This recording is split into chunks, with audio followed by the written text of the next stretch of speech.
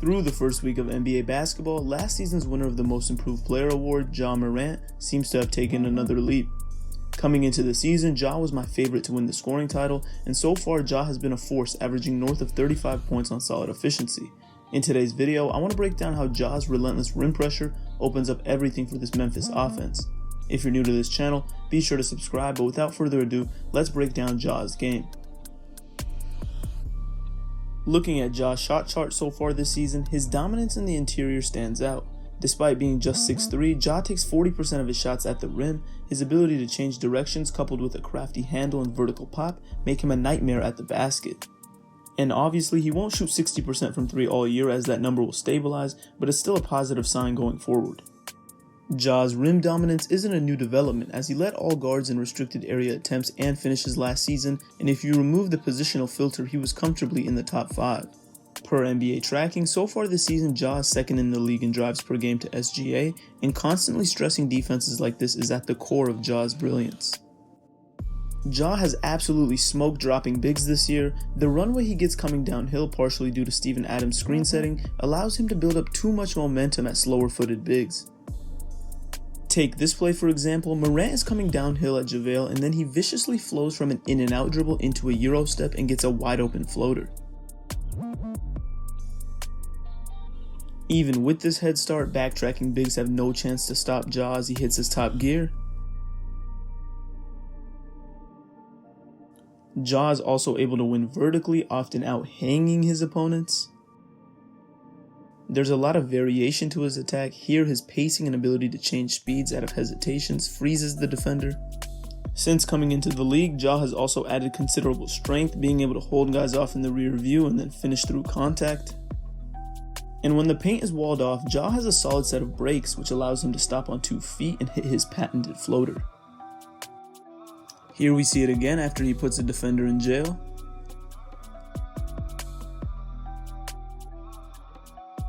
Ja can weave through gaps in either direction due to his ambidextrous finishing ability. Here you see it again, and this quick lefty scoop shot has become a real weapon in his arsenal. Watch here against Nick Claxton in isolation. Morant goes between the legs and does a little hop before pushing off his back foot to get by for another slick lefty finish. Moving on, this year the NBA addressed the feedback of the fans by penalizing transition take fouls. The foul was overused to limit teams from generating easy looks on the break. While that made sense, the product suffered because electrifying players like Ja didn't get to make plays in the open court nearly as much. Ja is scoring 1.61 points per possession in transition, and teams having to sprint back and honestly defend in these situations makes him even more dynamic.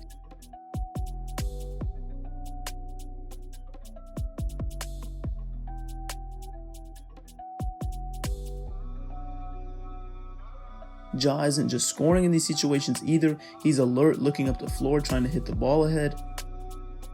And this willingness to find guys encourages teammates to run the floor harder.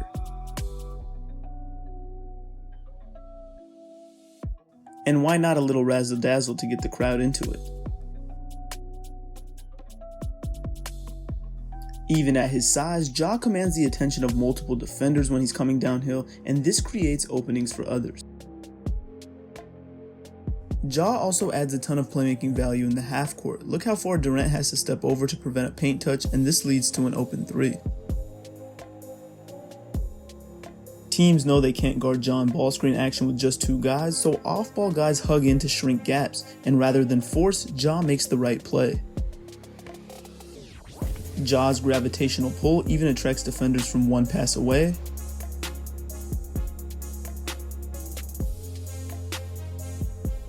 Coach Jenkins has several clever sets that are amplified by Ja's ability to deliver the ball in a number of ways.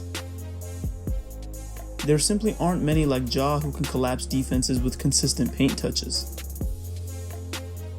Before we get into Ja's shooting, take a listen. Been putting the work in, locking into the gym, creating, pretty much good habits. And, I feel like, good habits, determine your future. And, I'm shooting the ball at a, very high clip right now, and just got to stay in that zone, continue to shoot with confidence, and also continue to put in the work. Ja's jump shooting has been a work in progress since entering the league, but he may be turning a corner in his 4th season.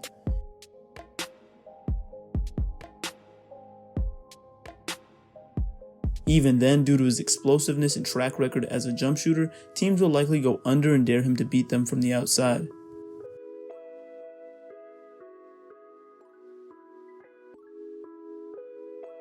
Remember, Ja's still only 23 years old. He's displayed good touch with his flow game, and he's solid at the free throw line, all good indicators for his growth as a shooter.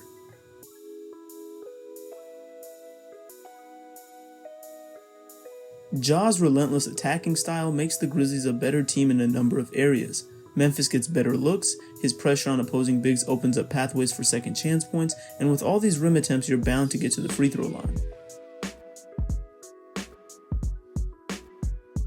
Ja is my pick for the scoring title. Let me know if you agree, and if not, comment down below who you got. Be sure to like the video, hit the subscribe button, and I'll see you guys next time. Peace.